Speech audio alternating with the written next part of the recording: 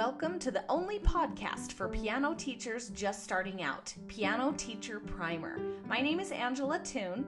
Keep listening for the prime pro tips you can use with your own students right away. Welcome to the Piano Teacher Primer podcast. Super excited to have another interview for you today. This is Dr. Elizabeth Davis-Everhart, DMA. She specializes in teaching piano to exceptional learners and students with disabilities. We should have you say hi. Hello. Thank you so much for having me, Angela. Yes, this is so fun. So Elizabeth runs a private in-person and virtual studio, leads online pedagogy courses, and is the founder of Creative Piano Pedagogy, a blog with adaptive piano teaching resources for teachers. Elizabeth is passionate about connecting with teachers and empowering them with the knowledge and tools to teach the students in front of them. She and her husband James live in beautiful Savannah, Georgia with their Siberian Husky, Rory. I was just telling her she needs to post pictures of Rory more so that we can meet her. Yeah. And when she's not teaching, Elizabeth enjoys reading, baking bread in particular, gardening and fishing, and traveling. I like those things too. kind of gets you out of the house a little bit. Yeah, we got to get out and get some sunshine. I've got sunshine today, so that's good. I'm glad you do. It's a rainy day here in Georgia. Rainy there. Yes, we had a lot of those.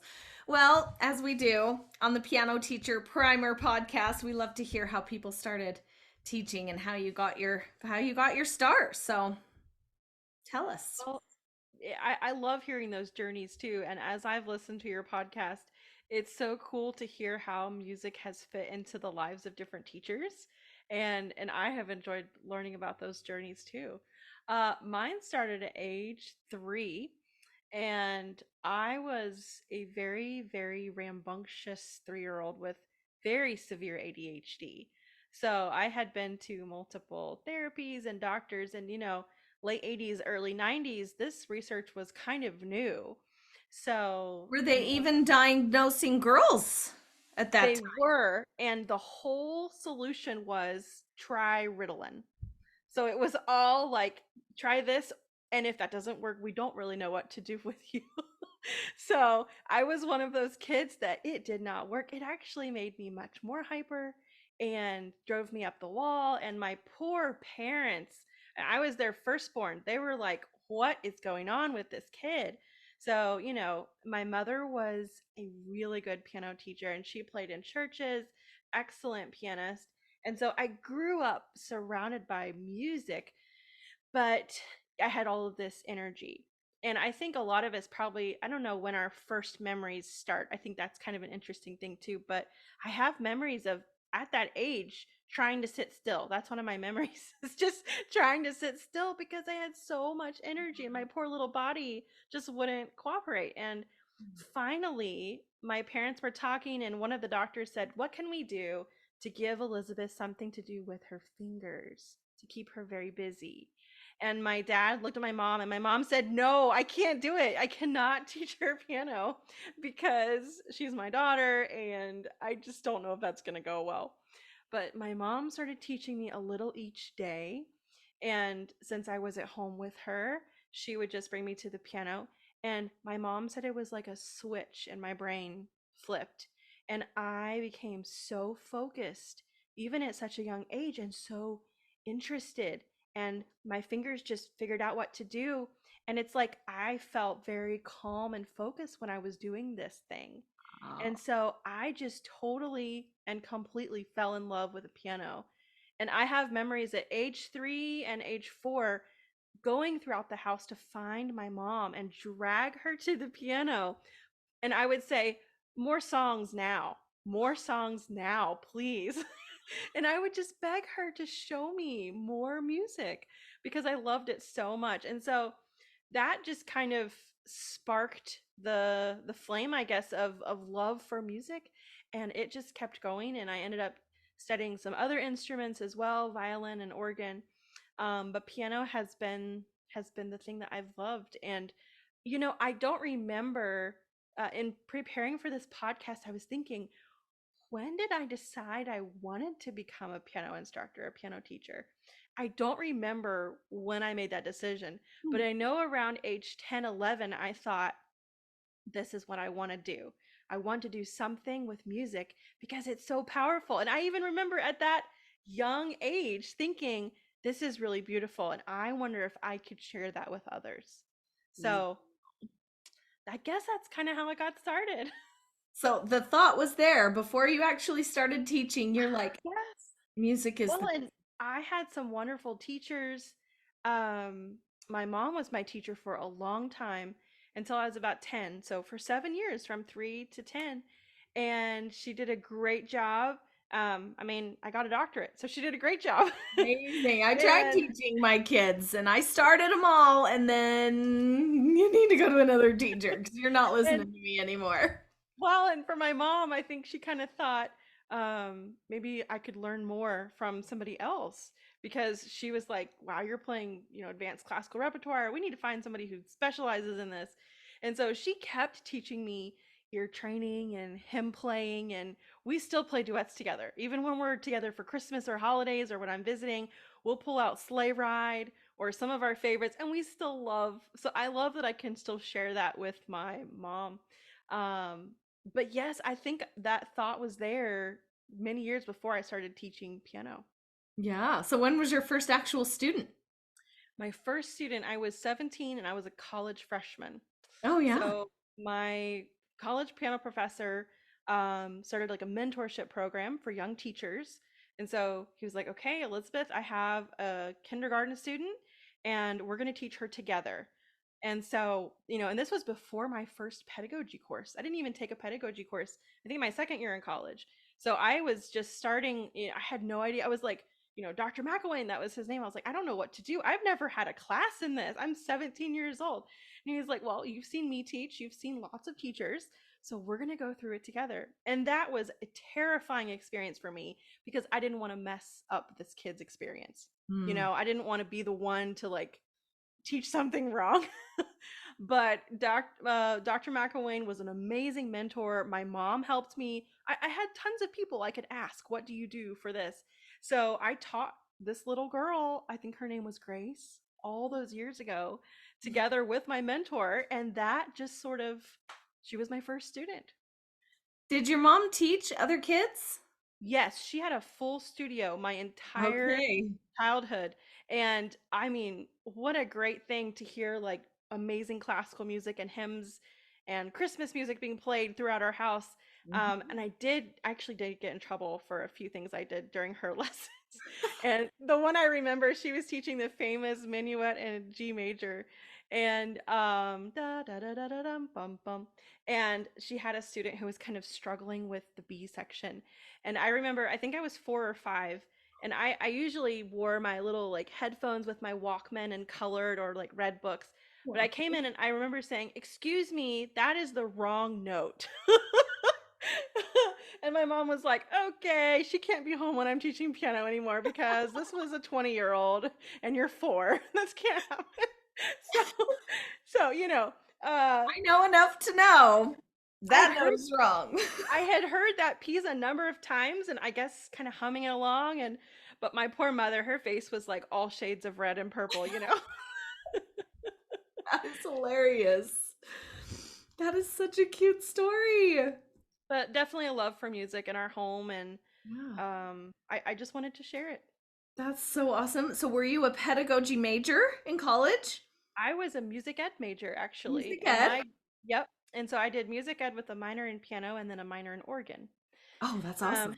Then and you I then also your feet could be active too. Yes, and I have been a church organist for since then until this year. This is my first year I haven't Ooh. worked as a church organist, so that served me very well. But my student teaching, I did piano, and I also did K through 8 music and high school choir. So that's kind of what I wanted to do, honestly.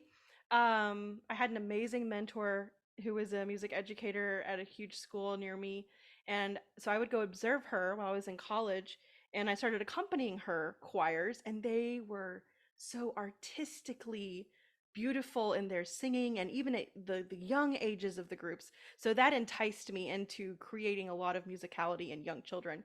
So I always taught piano, but I was kind of like interested in doing the K through 8. So I actually did that after college for a year or two. And then I decided, you know what? I really miss just teaching piano. And so that's when I went back for a master's, and it just kind of the Oh. trajectory shifted just a little. And your master's is It's piano pedagogy and performance. piano So pedagogy and performance. it is. Cool. So I always tell my students, you have to play well. Even if you think you don't want to perform, you still have to be able to play well. And and as teachers, we need to be able to play all those beautiful pieces for our students. Yes, But yes, I agree. that's kind of where it shifted a little bit away from the classroom music. I still have used a lot of those skills because I have had and done a lot of childhood music classes over the years for young children. So, and helped with lots of choirs and things. So, those skills are not lost at all, but just more concentrated on piano. Yeah, yeah, that's so good. And I love choir. I'm a choir nerd. I joined a choir last year and I'm like it's such a beautiful outlet for me to just sing. Yes. And I'm all about piano, obviously, but just being able to just sing and like create music in a different way. Yes. And it's challenging for the voice. So, Yes. yeah, choir nerd, piano nerd. Yes. Me It's the too. best. It's the best. It really is. Yeah. So your blog, have you been doing your blog a long time? I started the blog in 2020. Yeah. I had been thinking about the blog for a long time, but life got so busy when I was doing that doctoral program and just had no time to do anything else. So the idea was brewing for quite a long time, probably 5 years or more. But when it actually started was the fall of 2020. I finally did it. Yay. And so I'm still working on getting regular posts up. It's been a work in progress because life just gets busy and then you meet your husband and you get married. Yeah. So Yeah. lots of good surprises. But yes, I have wanted to have a blog like that and a way to just encourage growth in teaching and thinking about teaching in a different way. All of our pedagogy is so centered on like standard repertoire and here's how you teach rhythm and here's how you teach this. But what about those students that none of those things work for? That's the ones I love. Those are the kids I love. So, and there's a lot of other teachers out there that have kids that like me when I was a youngster, things didn't work for them. So, that's who I want to reach. Oh, that's beautiful. So that's where the creative kind of was Yes. born is Yes. not just your traditional methods, but a creative approach. And I'm thinking an individualized approach. What's going to work for that child? Yes, absolutely. And with thinking creatively, you have to take everything you know about this subject. Maybe it's like pedaling and thinking about what do I know about this student and where can I combine the two to find something that's unique for this kid. Yes. Yes, that is a gift. And what is going to give them that incremental success? Yes. We really want to encourage joy. That's what we want to do in music. We want to encourage joy. And the way our students will feel the most joy from music is when they are successful. And success is a very subjective thing, it's not objective. But what a beautiful thing to be able to get to know our student so well that we can give them the tools that can become joy, you know? Yes. Oh, this is beautiful stuff. And then not just ADHD, other disabilities. Tell us some more about that. Go into some areas where you've had experience and some suggestion in case there's teachers out there that have a student with these different challenges and what you would recommend. Sure. Right. Even during college, as I was doing student teaching, I noticed some of my students did not learn the way other students I taught did, or other kids I'd been around. And so I just started collecting information from these kids, observing them, taking notes. That was something my mentor really suggested, and my grandfather. My grandfather said, learn something every day and write it down. Hmm. So I try to do that in my teaching, and remember something that worked or something that didn't for each student every day. It's very encouraging to look back on as a teacher, kind of like a success journal or a growth journal, but it helps you keep perspective of the individuality of each student. So I started noticing so many individual characteristics. And after I graduated and went on to master's study, I was like, wow, these students, I think, have traits of autism. And I started researching autism and dyslexia. And then I had students who were showing traits of oppositional defiant disorder. And then I had some that had apraxia of speech or dyspraxia and hypermobility and all of these things. And so, and then I would have a student that had all of those things combined. So I just started, observing and learning, wow, this is very complex, but it's all focused on the student. And that's actually why I chose the university I did for my doctorate, because at that time, it was the only university in the world that had a course for doctoral and master's students on teaching students with disabilities Huh. in piano. So, and the founder of that course, Dr. Scott Price, ended up being my mentor, my private instructor, and was on my dissertation committee. He worked with me on my dissertation. So this all fueled my interest of how can we get this information to piano teachers who are just sitting at home, have a wonderful studio, and they're like, this kid is not learning like my other students. So that's what encouraged my dissertation project on how to teach music reading to students with autism. I was just So gonna ask you. it all kind of wound up with that one big project. And then the blog was kind of born out of a desire to make it practical because, how many people do I have saying, hello, Dr. Davis-Everhart, could you send me a link to your 300-page dissertation? Um, I mean, I don't even want to read my dissertation. I wrote it. Okay. Actually, I take that back. I actually referenced it last week because I couldn't find something. So it's useful, but it's not something that's practical. So, taking the information and figuring out a way to make it um, enjoyable and more practical for teachers. Yeah, digestible and Yes. applicable to their studio Yes. right away. Yes, absolutely. And not just a research document. Mhm. Um, but But the autism is research is behind what you share, so that's awesome. It is, and that is the one thing I'm also very passionate about is making sure everything I share is not just anecdotal. Or when I share something that's just anecdotal, I want people to know this is my experience. But almost everything I share has a huge foundation in research from the big places like child development, child psychology, looking at the milestones of children and how they learn music. It's all very factually based because that's where we learn those really interesting things, and then we can say, okay, how does that apply to music and piano? So that's kind of where my worlds intersect, I guess. Hmm, amazing. I love it. And then you have courses for piano teachers too? Yes, this is kind of a new thing I did in the last couple of years. I've been writing this course for over a year, Adaptive Piano Pedagogy 101. Hmm. And again, trying to find a way to give information in a practical, applicable way, but also just give teachers the tools they need.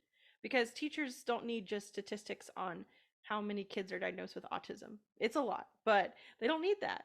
And there's a lot of other courses on a lot of other things, but what we need to know is, what are these disabilities? How can we become educated and compassionate about the disabilities? There's so many. And then how can we learn how to communicate with those students in a way that makes them incredibly successful? So that's what that course does. It's a long course, it's 10 weeks. And it is one of my attendees said it was on the magnitude of like a master's level course with the amount of information. But it's very digestible because we go through all of the things together, and there's a huge community part as well. We have a private Facebook group, so we share ideas. And honestly, it's been hugely encouraging for me because I have learned from the teachers who are in the course what they're doing. I'm like, oh, that's what I do too. Or I have never thought of that. Mhm. And we have all just felt such camaraderie in thinking, oh, I teach that differently too. Yeah, I don't follow what that's, and knowing, oh, yeah, I don't follow that method book because, XYZ, or, oh, I use this one.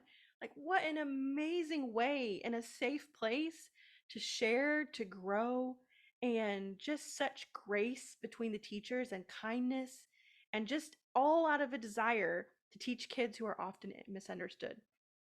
Wow. Yes. When great minds get together, Yes. beautiful things Beautiful thing. Yes. can happen. Yeah. And a 10-week, and I could even see like a teacher taking your course and almost kind of specializing in students like this. And I'm sure that there are parents that they don't know where to turn next, and teachers have maybe turned their kid down. And I have one friend who, yeah, she has a lot of students on the autism spectrum, and she's getting a lot older, but she still teaches like 50 something students. And she just says, Wow. yeah, I keep getting these autistic kids, I just kind of collect them and they just keep coming over. And so I haven't talked to her about exactly how she handles that, but she loves it. Wow. It takes a special teacher. I think every piano teacher is special. But when you find a teacher who has the patience and the desire to teach things differently, I think our training can be such a beautiful thing, but also such a difficult thing because we're taught the traditional canon of this is what you do. But when you have to kind of put that aside and look at dyslexia, or look at autism and dyslexia, or whatever, and view it through that lens, it changes what you do. It doesn't change the pedagogy, but it changes your approach because everything you do is focused on the child. Mm-hmm. Yes, and I have one who epileptic, autism spectrum, probably some other, and he didn't start with me till he was in high school. Wow. And he's a full, adult now, but will never be able to live on his own. And he doesn't even mind that he's just in the little primer book levels, Oh. but he's playing hands together now and duets with me. And I have to kind of throw out expectations. The expectations are, I know that he needs to vent for 5 minutes at the beginning of the lesson. I can't just be like, okay, well, we need to get going and we'll talk about this later. It's like, it needs to be right now. So we just let him vent. And then he doesn't mind repeating things a lot. A lot of kids are like, I played it 2 times already, I'm done. Or they don't mind. And He it's doesn't like, mind at all. no, and it's like that. There is such a thing as hyper focus, and a lot of kids with disabilities can enter this state of hyper focus where they're like, I want to do it again. I want to do it again. And I Yeah. have to cut them off. I'm like, no, you've already done it 5 times. But you're absolutely right.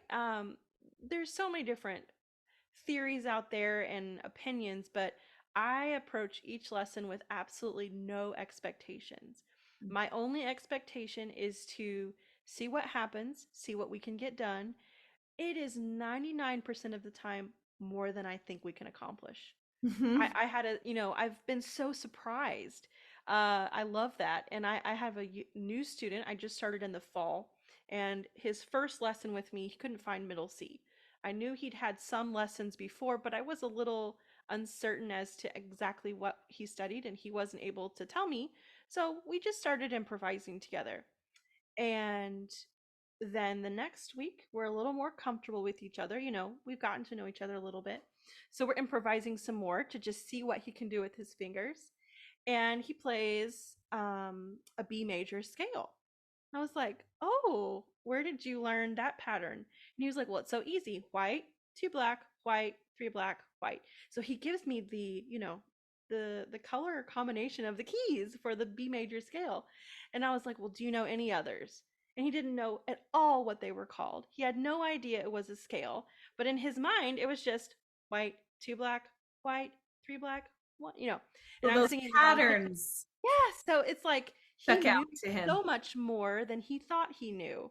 Uh-huh. And so we just have to give them a chance to show us what they know in their own way, Hmm. and not put them in such strict boxes of, can you play this? Okay, I guess not. Can you play this? Oh, I guess not. And just give them chances. Yeah. Show me what you know. And you'll often be surprised.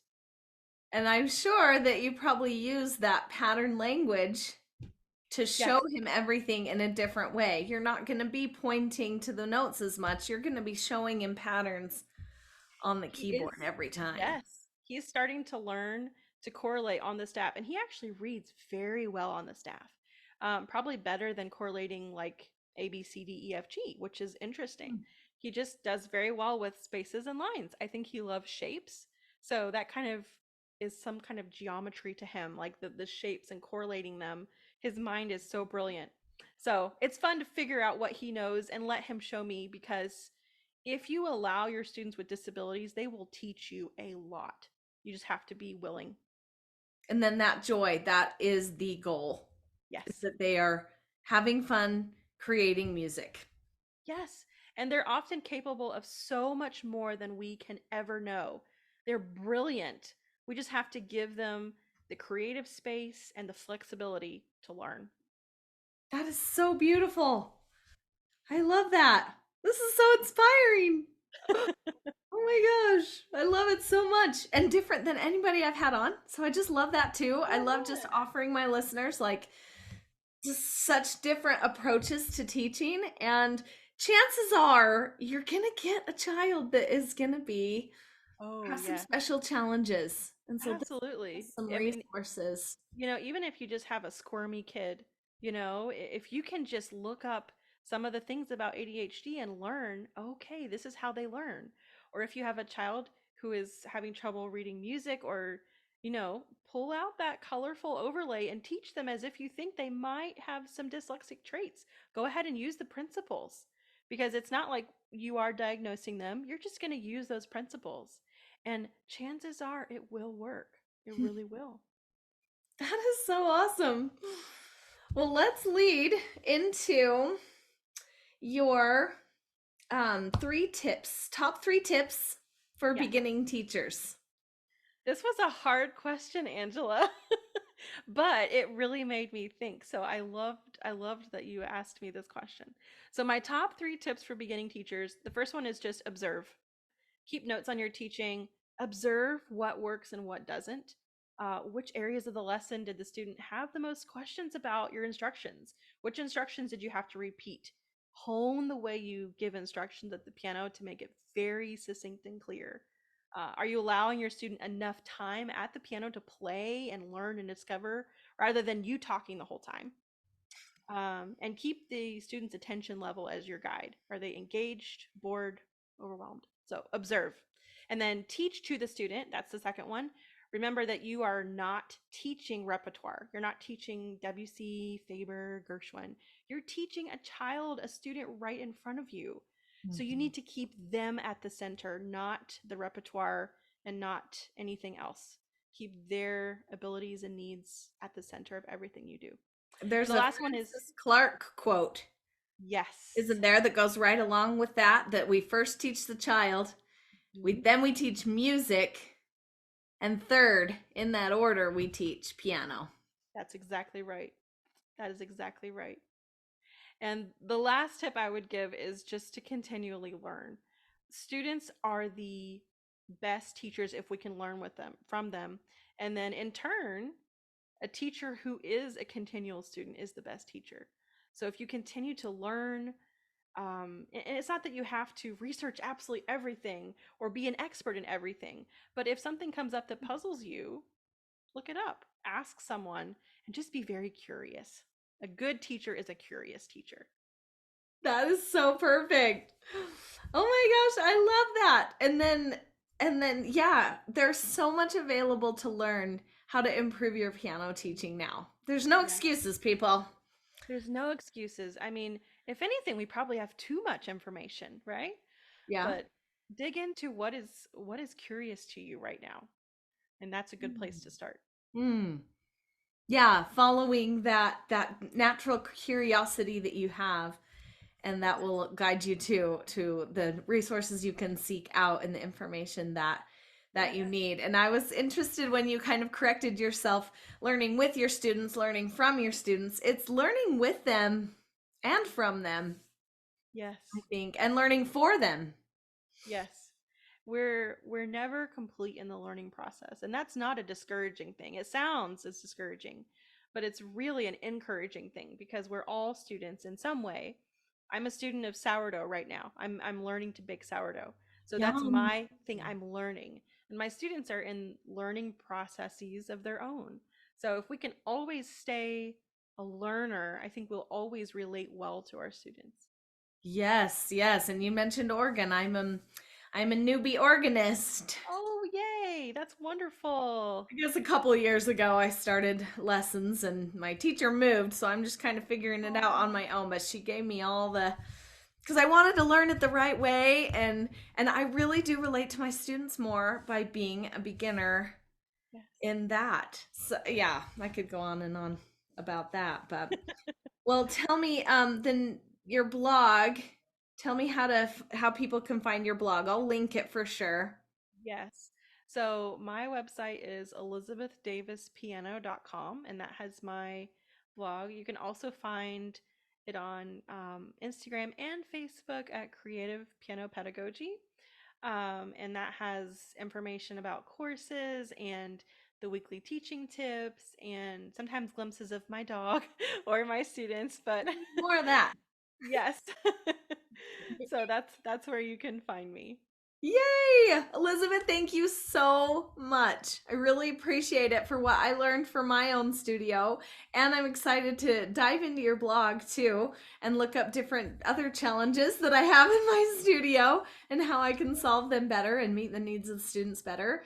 And I'm super excited just for my listeners to have a different approach for these different students with different challenges. We just have to approach it differently, and I just love your joy and your what assurance with yourself. You're just really amazing, so thank you so Well, much for coming thank on you the for having me. It sounds like a lot of work to dig into disabilities and to think about teaching differently, but it is so worth it to get podcast. to share the joy of music to kids who may otherwise not be able to experience that. So if you're on the fence and you're thinking, oh, I don't know if I should dig into this or not, it feels very big, it's always so worth it to get to know a child in front of you and to be able to share music with them.